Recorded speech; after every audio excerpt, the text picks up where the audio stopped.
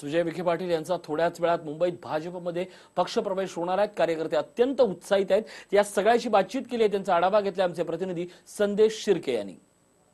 महाराष्ट्रातली सर्वात मोठी राजकीय घडामोड आज मुंबईमध्ये होत आहे। मुंबईमध्ये सुजय विखे पाटील आज मुख्यमंत्री देवेंद्र फडणवीस यांच्या उपस्थितीमध्ये MCA मध्ये आज प्रवेश करणार आहेत। या ठिकाणचं चित्र आपण जर पाहायला गेलं तर आपण पाहू शकता हे समोर मोठ्या प्रमाणावर पोलीस बंदोबस्त आहे।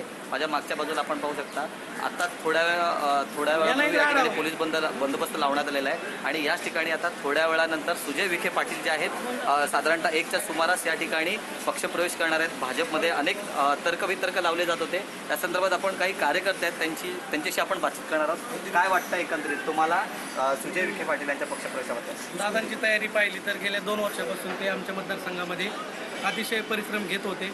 चालू घडामोडीवरून असं सांगू शकतो की दादांशिवाय पर्याय नाही। आमच्या अहमदनगर दक्षिण लोकसभा मतदारसंघाला दादांशिवाय खासदारच होणे नाही।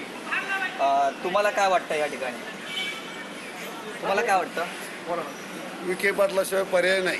भाजपमध्ये प्रवेश केल्यामुळं नाही तरी त्यांची 2 वर्षाची पूर्व कामाची तयारी, पूर्व कामाचं प्लॅनिंग, त्याच्यामुळं त्यांना भाजपमध्ये प्रवेश केल्यामुळं जर कोणी म्हणत असेल तरी मी त्यांची काँग्रेसमध्ये जरी होते तरी त्यांचं वोटिंग तेवढंच चांगलं होतं आणि त्यांचं काम करण्याची पद्धत तेवढी जोराची आहे।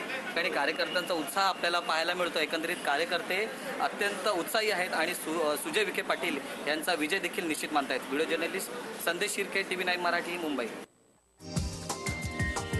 हा व्हिडिओ तुम्हाला आवडला असेल तर असे आणखी व्हिडिओ पाहण्यासाठी TV9चं YouTube चॅनल सबस्क्राइब करा, बेल बटन दाबा।